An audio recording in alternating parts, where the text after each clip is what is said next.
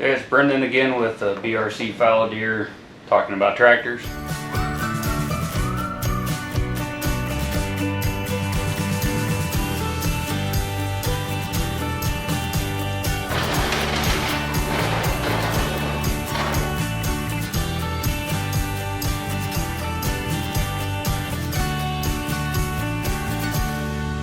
So, if you watched my previous video, you saw I bought this TYM T474, and there's a lot of reasons why this is a tractor I ended up with.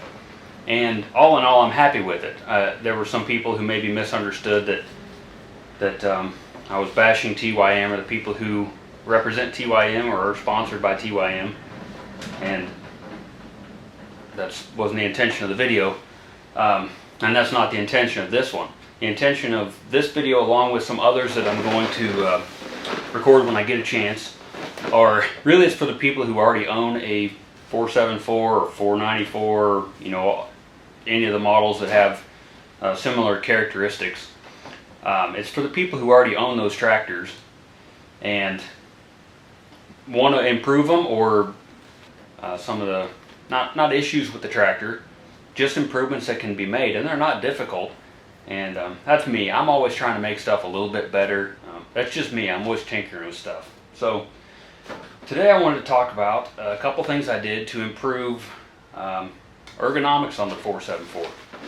So, not again to compare John Deere, but when I had my 2038R, I really liked how you could sit in the seat, arm on the armrest, and in a comfortable operating position, operate the loader joystick. What I didn't like was the loader mounted joysticks, loader frame or mast mounted joysticks, where you're kind of up here. There's nothing inherently wrong with them. They're better in some cases and for some reasons. But, you know, I use the loader quite a bit, and in my mind, if it's possible to make it better, I want to. So I ended up with 474. It's got a fender mounted joystick. When I started operating the tractor, I pretty quickly realized, partially because I'm tall and the seat has to be all the way back, when I'm sitting in an operating position, the joystick is just beyond my hand. So I end up, you know, you lean forward or hold your arm up on top of it, and that's not the end of the world. But if I can make it better, I'm going to. I had a lot of ideas bending the shaft that runs to the actual handle of the joystick. The problem with that is there's wires inside.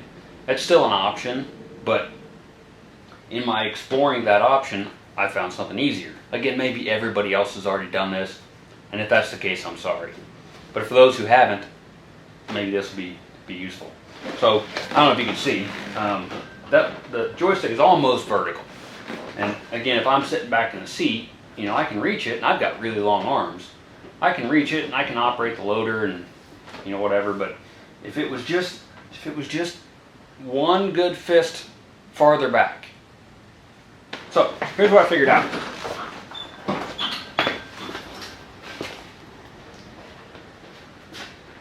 What you're gonna need is a ratchet, an open-end wrench, or similar tools.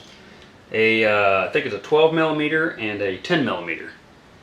We're used to 10 millimeter and 13 millimeter being the normal metric sizes, it seems like, on US equipment. On this tractor, it seems like it's 10 and 12, for whatever it's worth. If you're just guessing, grab the 10 and 12. So originally I was going to take this cover off and look at maybe tearing this joystick apart to bend the metal rod that's inside here. And what I discovered was even better. There's 3 bolts, 2 on the lower, 1 holding this upper part. Zip them off real quick.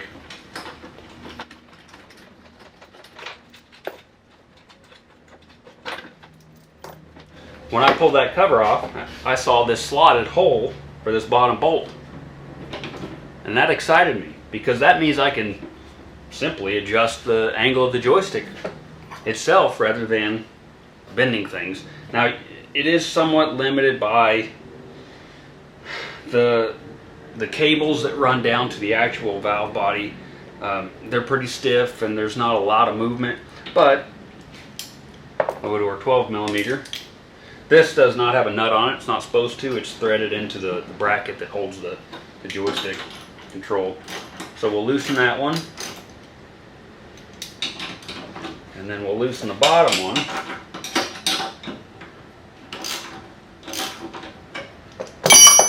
So there is, you guys should lock that. There is a little bit of movement there. Now again, you have to watch these cables, and I don't know if it's the same on the newer 474 where the quick disconnects are on the loader mast versus down at the valve body itself. This may not be the same. It should be close. But basically, make sure you're not rubbing anything on, on the cables anywhere. Or I ended up securing this electrical wire for third function up a little bit better rather than dangling down by the tire. I brought it up where it's underneath this cover. So, doing a little bit of gymnastics here. Going to see if we can pull this joystick back.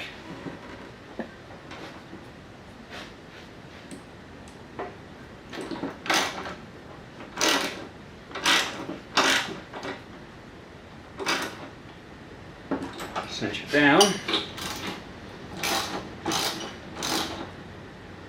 Right, top bolt back down. Make sure we got the German torque on it. That's Guten tight for those who haven't heard that joke.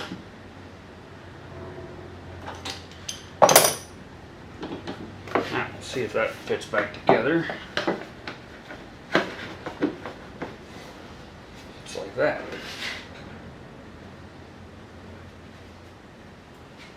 Could maybe get that a hair farther back if I wanted to, but I think that's going to be good.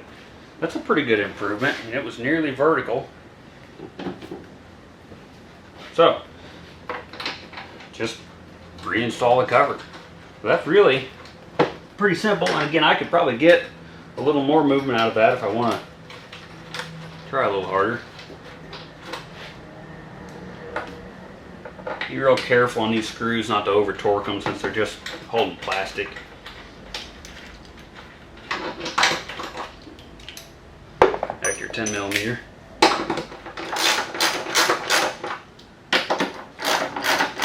I'll be doing this outside today, but it's blowing like 50 mile an hour. I'm afraid to mess up my hair.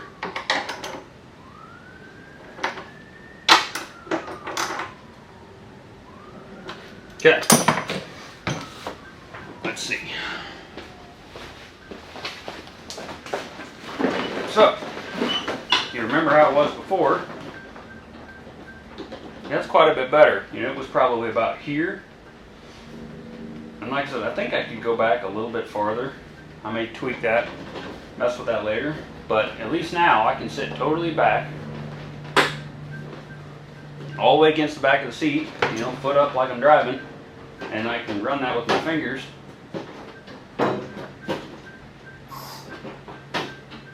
Much better.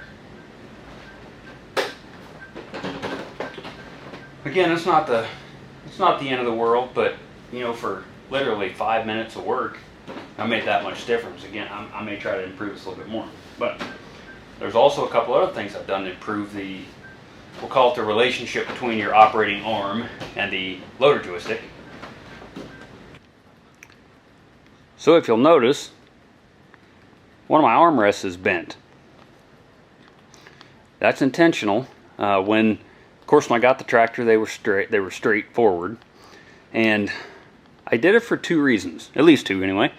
You can see the loader joystick. It's mounted quite a ways out on the fender, so I've gotten it through the trick I just showed you. I've gotten the handle of the joystick closer to the seat as far as fore and aft. But the loader, it's positioned quite a ways out on the fender. And so I had a similar issue where, I can reach it by reaching forward, but I kind of had to be off the side of the armrest. The other thing was, I use the 3-point relatively often, and that 3-point lever right here is basically directly under the armrest. So it's kind of weird to get your hand out and around when you've got the range selector next to it, and it was just, by bending it out, I made more room to operate the levers, as well as brought the armrest itself in a better angle with the joystick. I'll take you around the other side and show you what I mean. So now you see where my arm would be sitting. It's right in line with that joystick. So the other thing is, if you are able to see this armrest here, you'll see how it almost has a negative slope. It might be almost tipping down a little bit, and this one is tipping up a little. Now I did that as well, again just trying to improve where your arm sits when you're operating the loader. So again, I'm tall, I have long arms, so maybe this isn't the best fit for some people, but when my arm was rested here, I was almost leaning over in the seat, to use the armrest, especially when I had my arm forward on the joystick. Because of the way this slopes down, my arm, if it was setting at this height, maybe it'd be okay, but it starts to slope down, and I'm doing this leaning trick, and I just, for me, thought it could be better. So, we'll need more tools. That looks like about a 15 millimeter.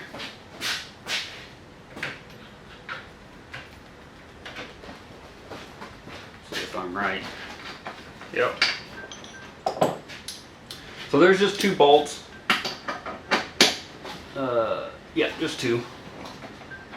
That attach the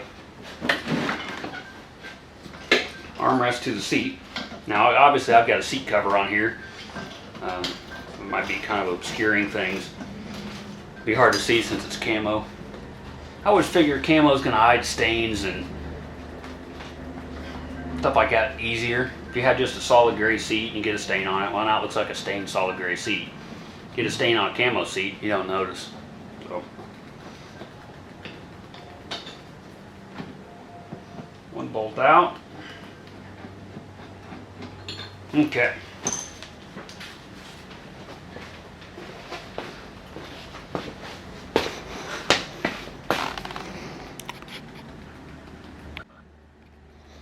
So, I don't know if this is going to be easy to see. This is how the armrest sits, looking at the tractor. So you can see this bracket has a pretty good kick to it. So typically, or in the factory installation, this surface of the bracket was parallel with the armrest itself. So what I did was, held this portion of the bracket in the vise and bent this away. So that worked okay. Went from this angle out. You can see that flat surface of the bracket versus where the armrest is, sitting like that. The problem there is it also bent it down just because of the positioning, the angle of that bracket itself. So I also had to grab a hold of the bracket about here and twist this direction a little bit. So you might be able to see, there it is about straight up and down on the bracket, and you can see that the difference between this angle and the angle here. Just put a little bit of a twist out, and it wasn't too hard to do. Just kept test fitting onto the seat itself, and that pretty much took care of that. Now the way that I stopped the armrest from going down as low, that was a little more invasive. Alright, so I'll show you what I did here. You're going to need an Allen wrench. I don't know what size, but I'm going to guess it's metric. Okay, here we go. So there's a bolt that comes out of the back of the armrest.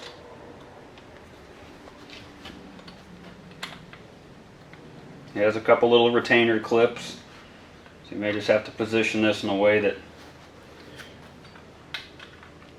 there's a washer there, and there's a clip that kind of captures the bolt.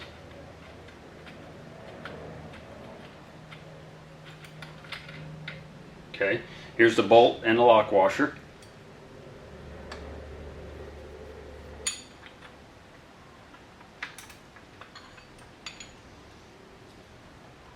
Okay, and then there's a clip. That bolt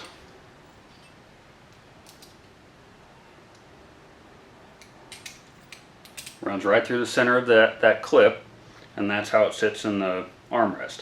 Now, what that bolt and clip does is it contacts two metal,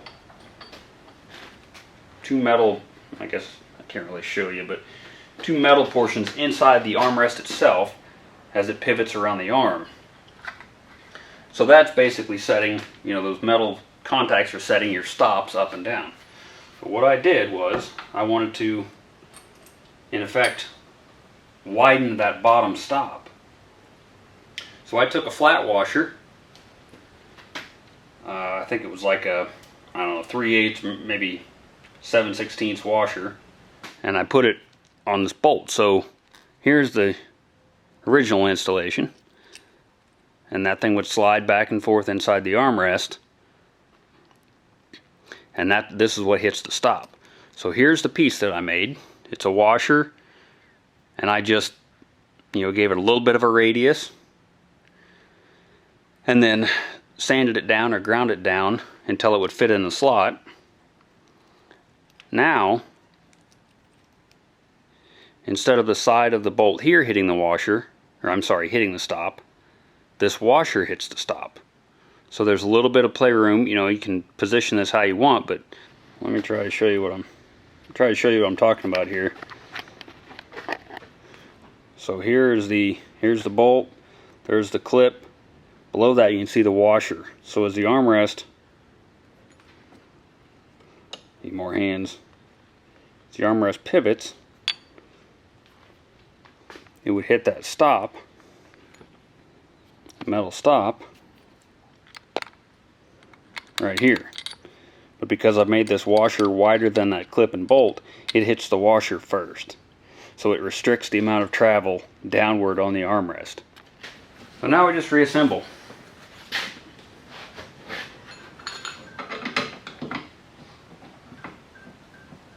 So that was another, well, counting grinding that washer, you know, it might have taken me 30 minutes. And I think it makes a pretty substantial improvement.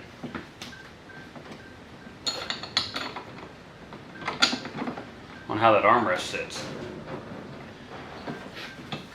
Now we're still spoiled with this tractor because, you know, the John Deere 3R that originally is what I wanted, it doesn't even come with armrests. So a tractor that has an MSRP of $45 or something thousand dollars doesn't even have armrests? Are you kidding me?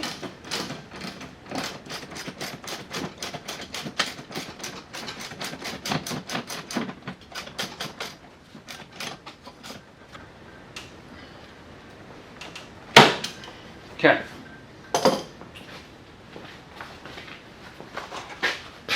Can't go without the armrest cover. All right, now let's see how that did. Seats all the way back. Oh yeah, my arm is right there. So there's probably an 1.25 inch difference in height. So if you go from the factory position where the armrest would be if it was like my right side, my arm would be right here. Turn my arm out, I'm way short, so I was kind of doing this, and then your arm's not even on the armrest anyway, and you might as well have a loader mounted joystick at that point. So that was the bending the armrest out, which got it close, but again, I'm tall, maybe that's part of it, but my arm is here, the armrest is here, it's not doing any good. Now look at that. In, out, well, how about now? Up, down, and I can just drive and run the joystick. And also, look how much room I have for the levers. I can operate the range selector just fine. The 3-point is much easier, at least for me. So I may actually I'm actually do the same washer trick on the other armrest just because I'm tall. That would be more comfortable. But I think that's going to be it for today. So we improved the joystick angle, which brought the joystick closer to me.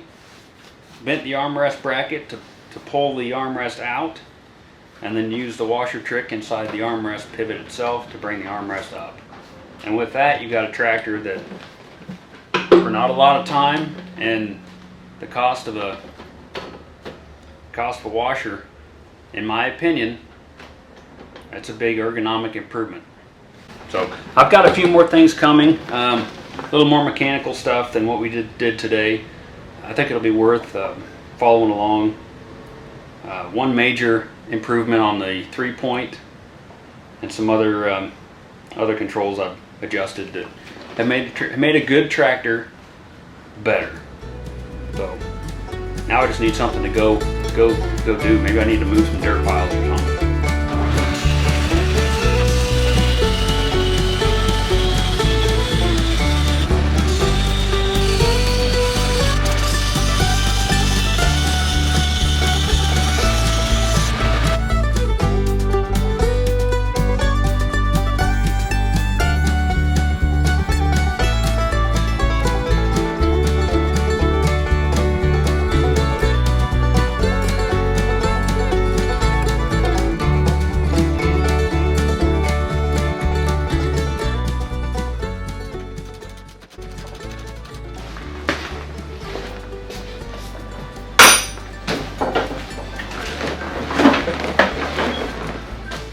Well, I went ahead and did the washer trick for both armrests.